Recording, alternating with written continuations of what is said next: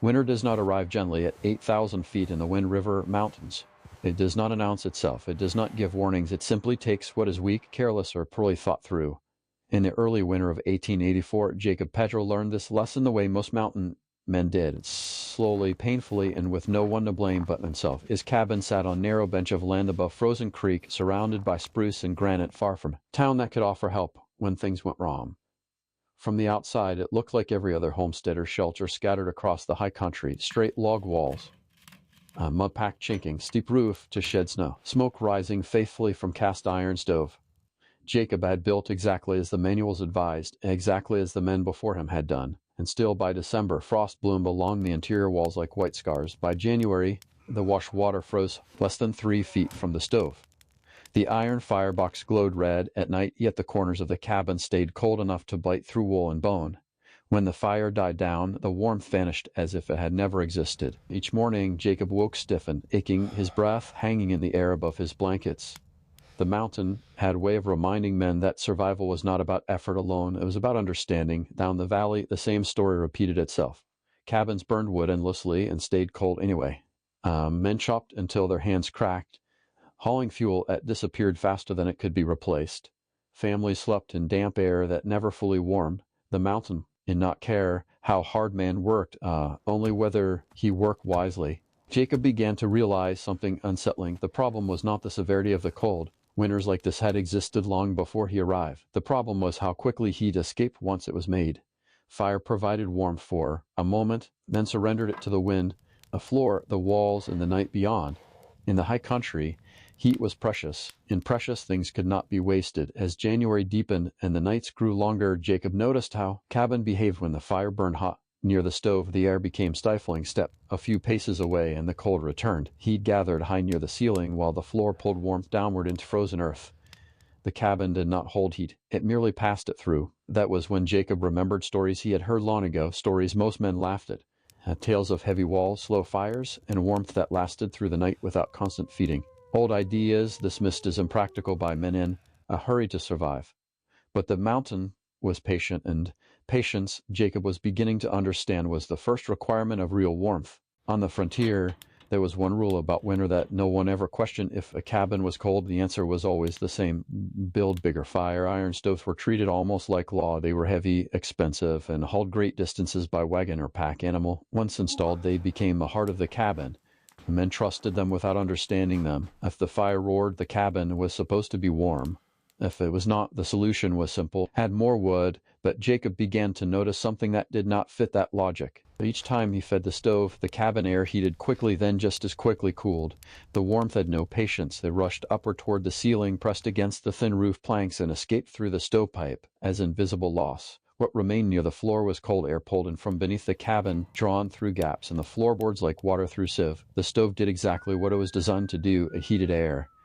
And air, Jacob realized, could be trusted to remember warmth. Cast iron held heat only as long as fire touched it. The moment the flames weakened, the stove cooled, the air cooled, and the cabin returned to the same bitter state it had been in before. There was no reserve, no stored warmth to carry the night. Only a cycle of brief comfort followed by long cold. This created cruel pattern across the high country. Men burned fuel continuously, not to stay warm, but to chase warmth that kept escaping. Nights were spent feeding stoves instead of resting. Days were spent cutting wood instead of repairing shelters or preserving food.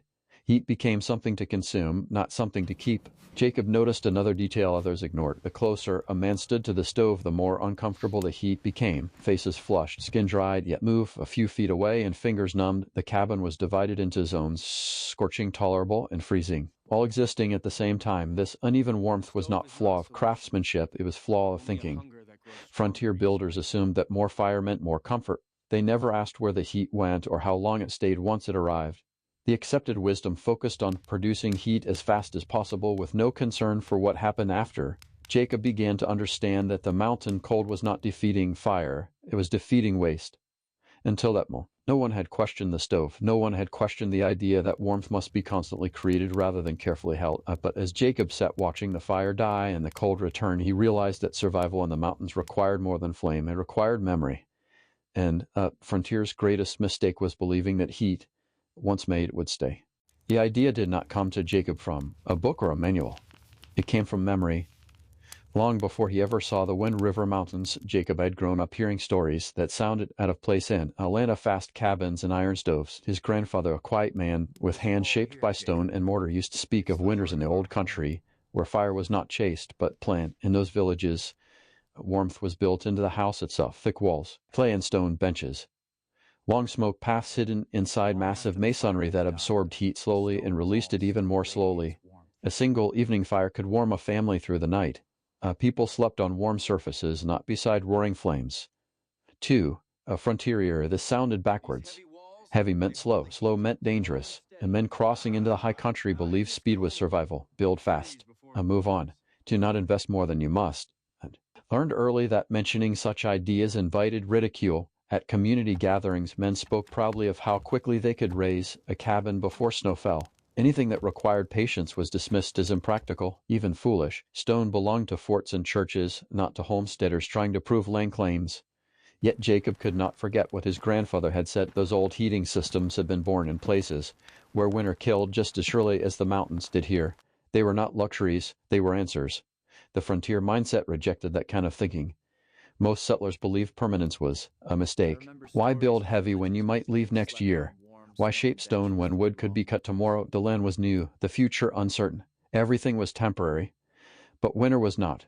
As Jacob watched his neighbors struggle through the cold, he began to question whether the frontier had misunderstood survival itself. Perhaps the problem was not a lack of effort, but a lack of respect for time. Fire burned fast. Stone worked slowly.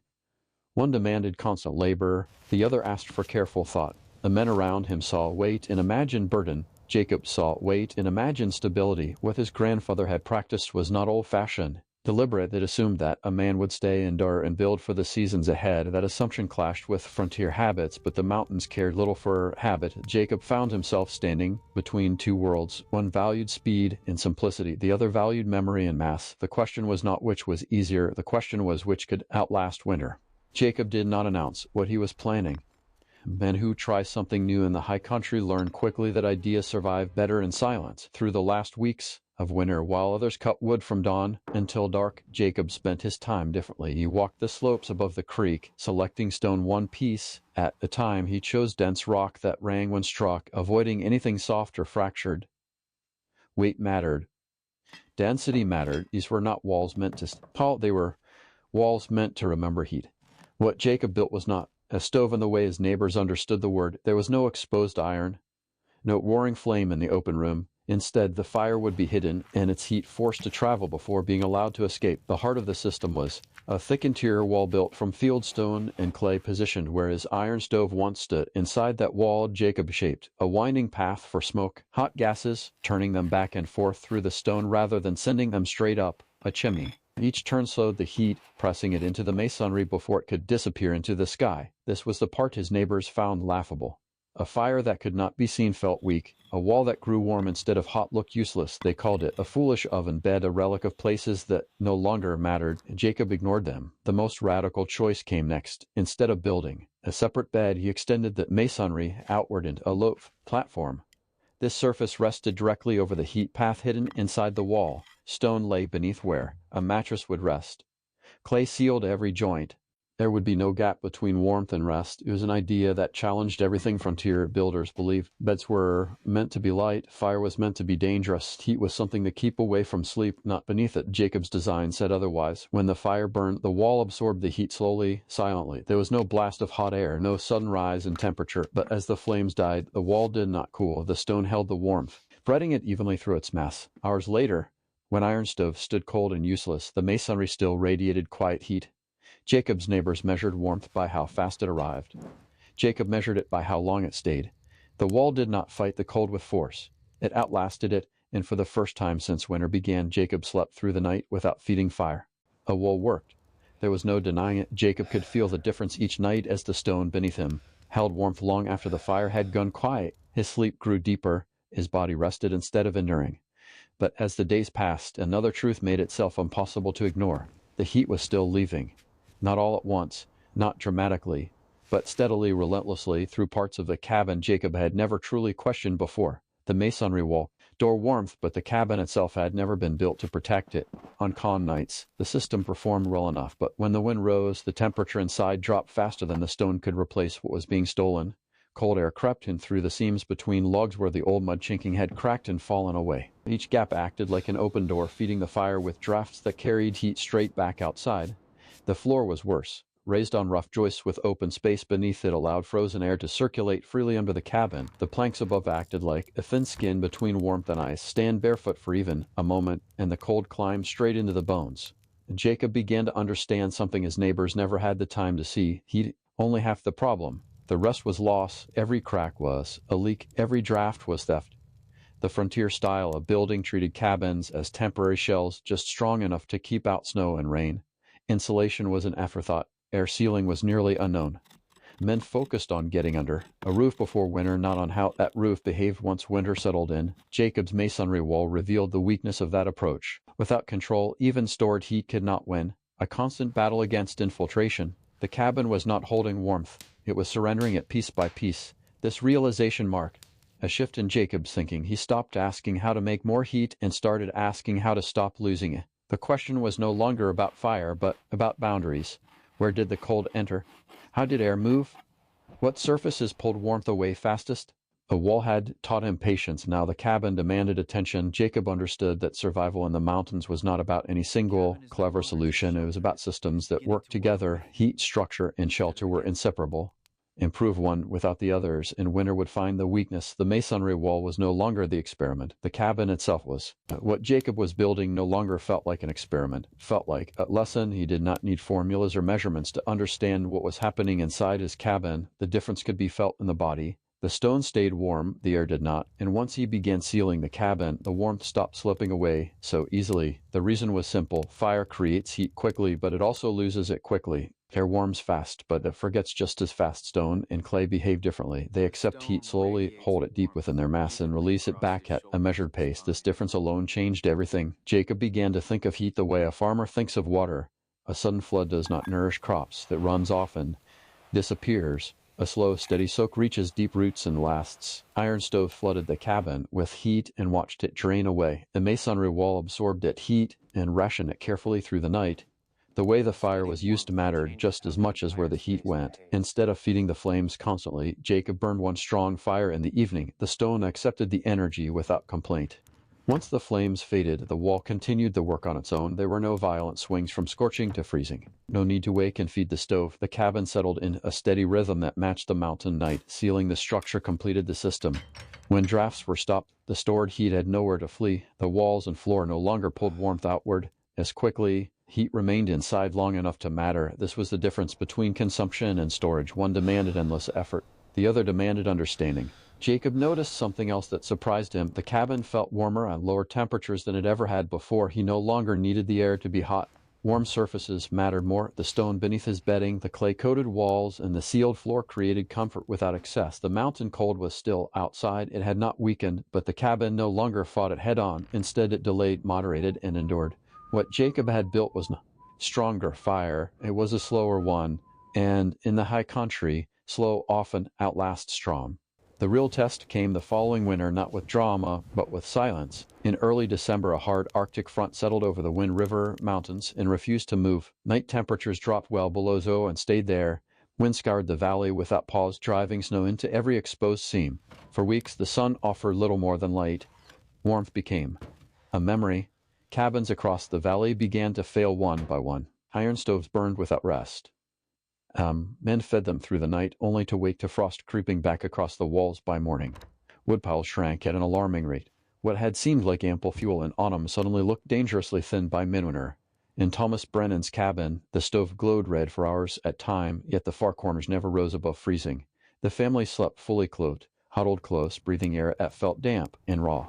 Water goes solid unless kept directly beside the fire. Melting ice became daily task that consumed precious fuel meant for warmth. Down the slope, the Curtis cabin suffered in a different way. As the cold deepened, the logs contracted and shifted. Chinking cracked and fell away. Gaps opened wide enough to feel wind push through like living thing. Samuel Curtis spent days pressing frozen mud into seams only to watch it crumble again overnight. The roofs fared no better. With little heat rising into the rafters, snow accumulated faster than it could be shed. Ice locked it in place. Beams groaned under the growing weight. In one cabin farther up the valley, roof support failed completely, forcing the family to abandon their home in the middle of winter. Through it all, Jacob's cabin remained unchanged. Each evening, he built the same measured fire. Not larger, not longer, just enough. The masonry wall absorbed the heat quietly, without urgency. Long after the flames had faded, warmth continued to rise from the stones, steady and calm. Inside, temperature shifted slowly. When the outside air plunged further overnight, the cabin cooled by degrees, not tens. The floor no longer stole heat from bare feet. The walls radiated warmth instead of draining it away. Water remained liquid. Food stayed usable. The difference was not comfort alone, it was stability. Jacob slept through the night without waking to feed a fire. His days were spent repairing tools and tending small tasks instead of cutting emergency fuel. While others fought their cabins hour by hour, his work with him, not against him. Neighbors noticed. They came first in the afternoons, finding reasons to stop by. Then they lingered. They sat against the warm clay wall and spoke less. Needed explanation. Bodies understood what words could not. The mountain had chosen its lesson. It was not the loudest fire that survived the winter.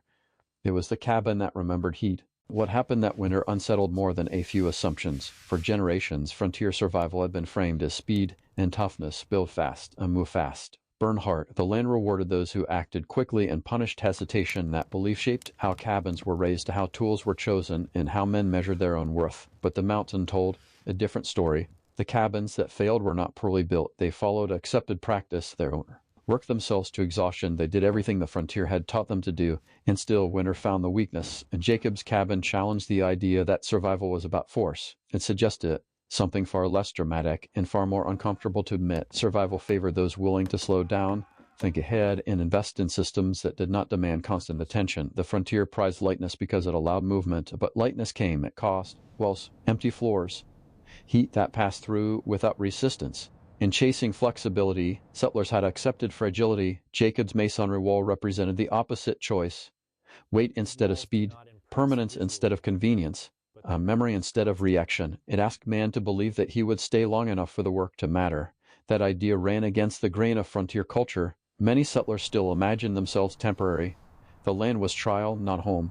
Winter had no interest in intentions. It tested structures, not plans. The stone wall was never meant to be impressive.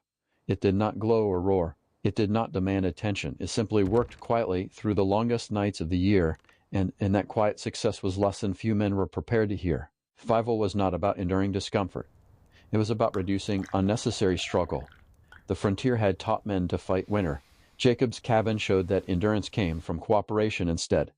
When the cold returned year after year, only the systems that respected time, mass, and restraint continued to function. Everything else demanded endless effort until effort ran out. Winter did not care how hard man tried. It only responded to what lasted. A lesson Jacob learned did not belong only to the mountains or to another century. Modern homes, for all their technology, still repeat many of the same mistakes. They produce heat quickly, aggressively, and in large amounts, then wonder why comfort disappears the moment the system shuts off. Energy is consumed without thought for where it goes or how long it stays. We have become very good at making heat. We are far less skilled at keeping it. Walls remain thin. Floors leak air. Systems rely on constant input rather than stored resilience.